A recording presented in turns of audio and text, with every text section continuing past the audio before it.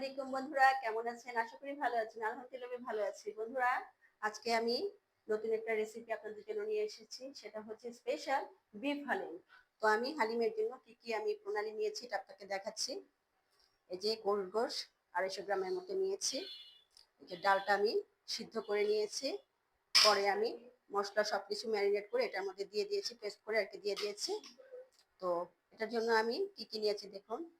হালিমটার জন্য এখানে বেরেস্তা, লেবু, আদা কুচি, কাঁচামরিচ, ধনিয়া পাতা আর হালিম চাপ মশলা আর গোশটা যে আমি কষাবো এটার জন্য পেঁয়াজ নিয়েছি, আদা রসুন পেস্ট, গোলমরিচ সবকিছু নিয়েছি, মাংসের মশলা, দারচিনি, এলাচ সবকিছুই আছে।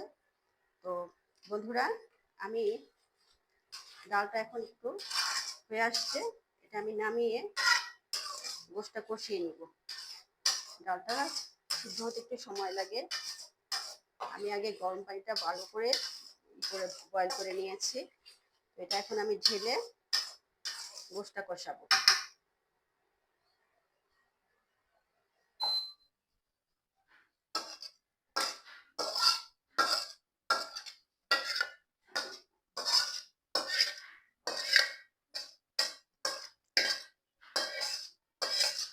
রোজা রেখেছি তো বন্ধুরা, আর এই ঠান্ডা জ্বর তো লেগেই আছে, কি করব।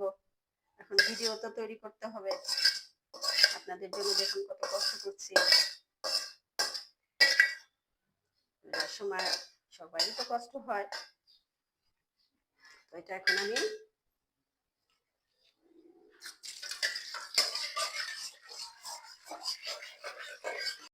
বন্ধুরা, আমি এখন গোশটা কষিয়ে নিব। তার জন্য কি করছি আপনারা একটু দেখুন।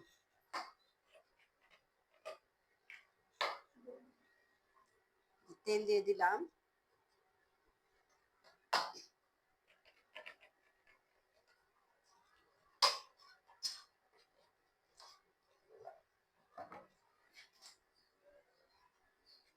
দারচিনি, তেজপাতা,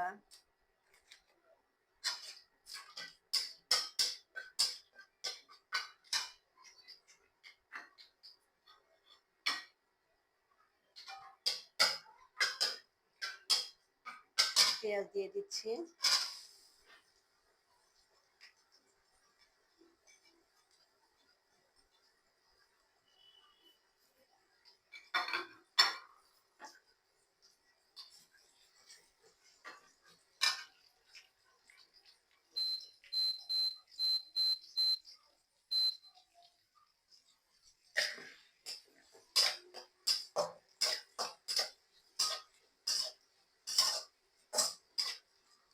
বন্ধুরা, আপনারাও বাসায় এরকম করে হালিম তৈরি করবেন, কারণ বাইরের খাবারে অনেক ভেজাল থাকে, তেমন তৃপ্তিকর ভাবে খাওয়াও যায় না, বিশেষ করে বাচ্চাদের জন্য। বাচ্চারা তো বেশি ঝাল খেতে পারে না। বাইরে যে আমরা হালিমগুলো খাই সেগুলো তো প্রচুর পরিমাণে ঝাল দেয়, প্রচুর পরিমাণে ঝাল দেয়। আর আপনারা তো বুঝেনি যে বাইরের খাবারটা আমি মনে করি যে না খাওয়াটাই ভালো।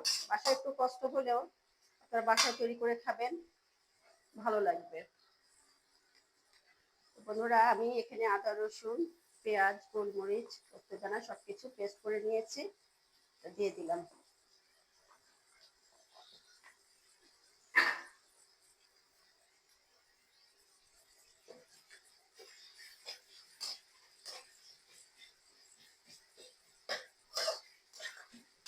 খুব বেশি তো খরচ হবে না। ডাল ডাল মুগের ডাল, মাছরার ডাল সবকিছু আপনারা বাসায় যা আগে ভিজিয়ে রাখবেন।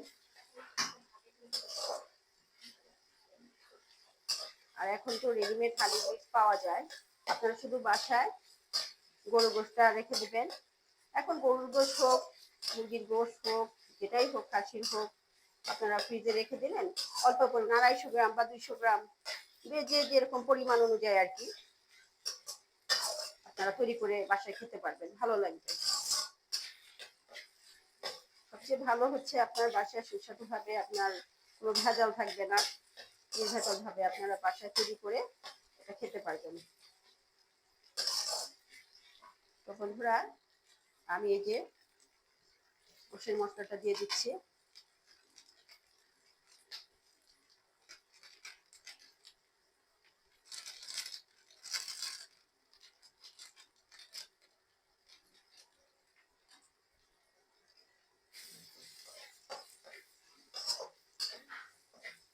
মশলা দিয়ে ভালো করে কষিয়ে তারপরে আমি গোশটা দিব।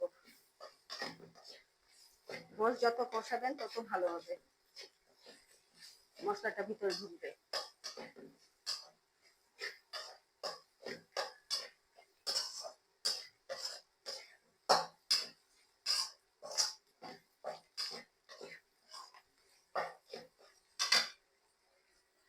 তো বন্ধুরা, আমি এখন পরিমাণ মতো লবণ দিয়ে দিব।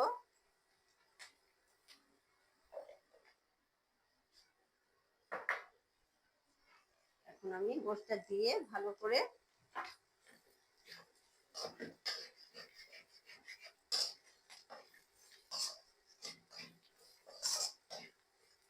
গোশটা দিয়ে এখন আমি নাড়া দিব।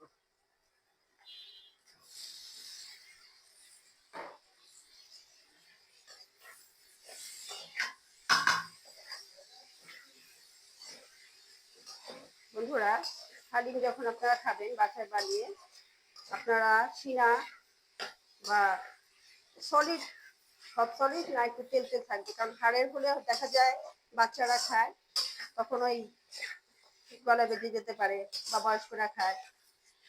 সলিড একটু তেল জাতীয় গোশ নিলে ভালো হয়। আপনারা নিজেরাই গোশটা বাসায় কেটে কিউব করে কেটে সলিডের সাইডটা আর একটু হালকা তেল, বেশি তেল খেলে তো আবার সমস্যা হয়ে যায়। তো আপনারা এগুলো বাসায় করলেই বেটার, বাইরে খাবারের চেয়ে বাসায় খাওয়াটাই সবচেয়ে বেটার। বাসায় আপনি পরিমাণ মতো খেতে পারবেন, আপনার নিজের পরিমাণ সবকিছু বুঝে বুঝে আপনি তৈরি করতে পারবেন। তো বন্ধুরা, আমি একটু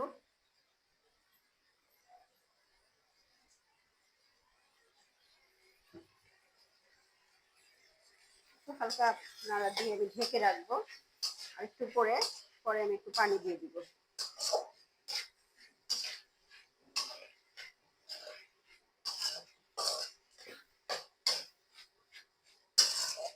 হালিমটা বেশিরভাগই বিফ করলে সবচেয়ে ভালো, খেতে মজা লাগে। আর এই যে মুরগি হালিম অনেকে করে, তো আমি মনে করি বিফটা করলেই মজা বেশি, বিফটা খেতে ভালো লাগে।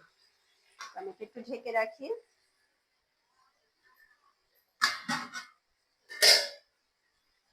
একটু পরে আবার আমি নাড়বো, 5 মিনিট ঢেকে রাখি। তো বন্ধুরা, 5 মিনিট হয়ে গেছে, আমি দেখি গোশটা কষানোর পর কি অবস্থা হয়েছে, কতটুকু হয়েছে।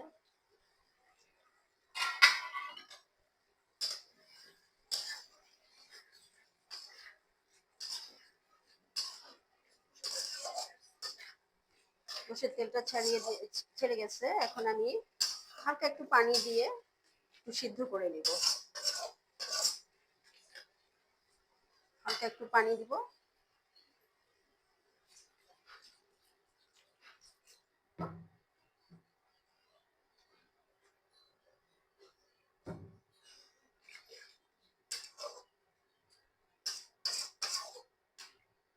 তো বন্ধুরা, এটা আমি এখন একটু পানি দিয়ে ঢেকে রাখবো, 10 মিনিট পর এটা আমি উঠিয়ে দেখবো।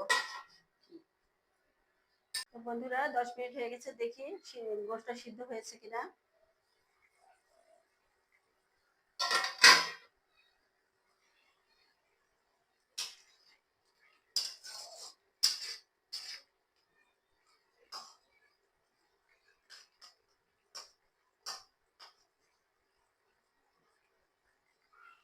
হ্যাঁ বন্ধুরা, গোশটা সিদ্ধ হয়ে গেছে, এখন আমি ডালটা দিয়ে দিব।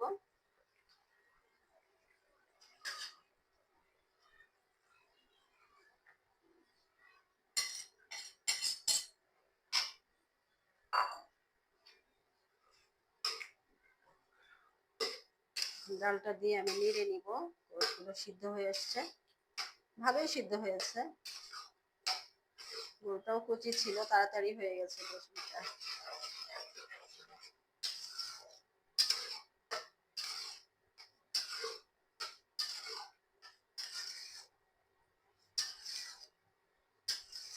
দেখুন বন্ধুরা, বাসায় তৈরি করলে আপনি নিজে মতো করে আপনার ইচ্ছে মতো আপনি যা যা দিয়ে করবেন, কম ঝাল দেন বা বেশি ঝাল দেন, তাও আপনি এটা নিশ্চিন্তে খেতে পারবেন। আর বাইরে কিন্তু এই জিনিসটা হয় না, বাইরে নানা রকম মশলা দেয়, অনেক সময় অনেক রকমের, আসলে এটা না বলাটাই ভালো, আপনারা তো জানেনই। ঘরে তৈরি করে খাওয়ালে মন মতো খাওয়া যায়, ফ্রেশ খাবার খাওয়া যায়। তো বন্ধুরা এটা অলমোস্ট হয়ে গেছে, তো আমি চাট মশলাটা দিয়ে দিব। এই যে মশলাটা আমি দিয়ে দিচ্ছি, এটা হচ্ছে ফিনিশিং এ। এই যে মশলাটা দিয়ে দিলাম, চাট মশলা। হালিমে এতে মিক্স করে খেলে খুবই স্বাদ হয়, স্মেলটাও ভালো আসে। তৈরি হয়ে গেল আমার হালিম।